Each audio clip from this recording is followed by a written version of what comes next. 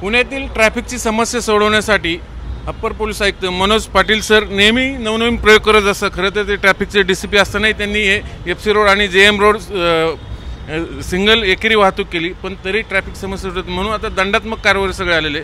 खरं तर पुणेकरांनी 668 कोटीचा दंड थकवलेला आहे, पण तरी पुणे पोलिसांचा दंड वसूल करण्याचा उत्साह तसोबरही कमी होताना दिसत नाही। म्हणजे आधी CCTV तर आहे चौकात पोलीसचा असतातच, पण नंतर मध्ये FC रोडला स्टील AI कॅमेरा आणि आता मोबाईल व्हॅनवरचा हा माउंट केलेला 8 AI कॅमेरा आणि प्लस हा स्टील मोबाईल कॅमेरा। सर आणखीन किती?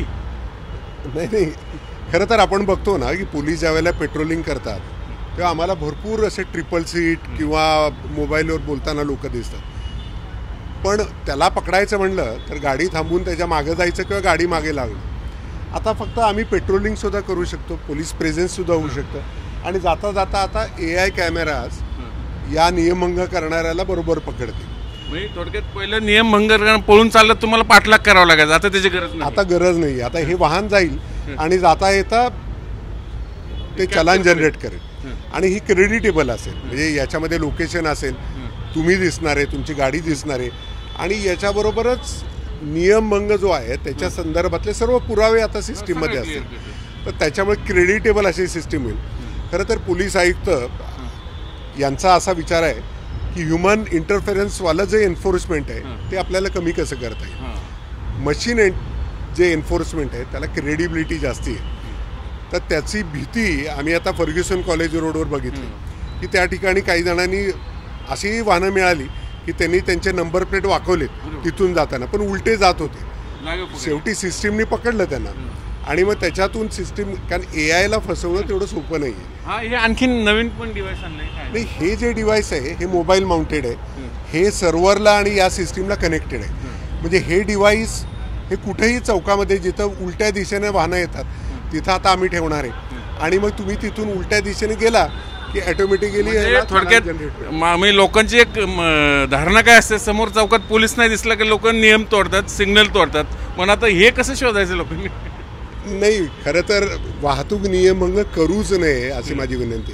तुमची 5 मिनटं वाचणार आहेत, पण उलटं जाणं याच्यातून आपण दुसऱ्यांची सुद्धा धोकादायक परिस्थिती दुसऱ्यांना निर्माण करतात। वाहतूक नियमभंग पुण्यातील 90% जास्ती लोक करत नाही आहेत। जास्तीत जास्त लोक हे नियमांचं पालन करत आहेत, पण काही जे असे लोक आहेत हे नियमभंग करतात, ट्रिपल सीट चौकामध्ये येऊन सिग्नल तोडून किंवा उलट्या दिशेने जर जात असेल तर त्यांना पकडणं गरजेचं आहे पुणेकरांसाठी किंवा वाहतूक सुरक्षित करण्यासाठी। मला एक सांगा सर, आता मग जे गाड्या उचलल्या जातात नो पार्किंग मधले त्याचं काय होणार आता? कारण हे मोबाईल व्हॅन तुम्ही पावती फाडणार, ऑनलाईन त्यांना दंड जाणार नाही, काही ठिकाणी त्याचाही वापर करणं गरजेचं आहे। म्हणजे कारण काय होतं, रस्त्याची कॅरेज विड्थ एक अनपार्क्ड व्हेकलमुळे कमी होते। एक गाडी जर 1 तास एखाद्या ठिकाणी एक लेन बंद केली तर 500पेक्षा जास्ती वाहनांना एका तासात त्याचा परिणाम होतो। हे वाहन उचलणं गरजेचं आहे, याच्यासाठी टोईंग व्हॅनची आवश्यकता लागणार आहे। ही सिस्टीम त्याला कॉम्प्लिमेंट करेल, फक्त की लोकांनी लावू नये याच्यासाठी एक भीती निर्माण करणं जे आहे ते निश्चितच AIमध्ये ती पॉवर आहे की ती करू शकते। पोलिसांना आता फक्त एका ठिकाणी दंड करायलाच पाहिजे असं नाही, काम करता करता ऑटोमॅटिक दंड होणार आहेत, ऑटोमॅटिक चलान जनरेट होणार आहे। याचा फायदा पोलीस प्रेझेन्स आणि पेट्रोलिंग दरम्यान होणार आहे, त्यामुळे हे फायदेशीर आहे। टेंडन्सी काय असते, पोलीस नाही दिसलं का आपण नियम तोडून मोकळे होतो, पण आता त्यांच्यावर हा तिसऱ्या डोळ्याचा वॉच असणार आहे, बरोबर? अगदी बरोबर आहे। माझी विनंती आहे सर्वांना, कृपया वाहतुकीचे सर्व नियम पाळा, जेणेकरून आता सध्या फक्त एका वाहनावरती आहे, पुण्यातील सर्व पोलीस वाहनांवरती ज्यावेळेला हे बसेल त्यावेळेचा विचार करणं थोडंसं। किती मी ऐकलं तुम्ही ट्रायल केली तर काहीतरी 350 पावते पडले।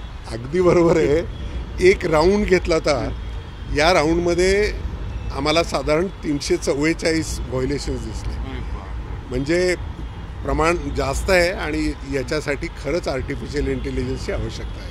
म्हणजे पुणेकरांना बघा, तुम्ही नेहमी म्हणता की आम्ही खूप शिस्तप्रिय आहोत, म्हणजे एका सरांच्या राऊंडमध्ये मोबाईल या व्हॅनच्या राऊंडमध्ये 350 पावत्या पडतात आणि पोलीस नाही दिसलं का सरळ सिग्नल तोडून बरीचशी मंडळी निघून जातात, पण आता त्या सिग्नल तोडून पोलीस नाही दिसलं की सिग्नल तोडून निघून जाणाऱ्या पुणेकरांवरती हे AIची व्हॅन, मोबाईल व्हॅन आणि हा चौकात कुठेतरी कोपऱ्यात उभा असलेला कॅमेरा तुम्हाला दिसणार नाही, पण तुम्हाला चलन नक्की पडलेलं असणार आहे, बरोबर सर?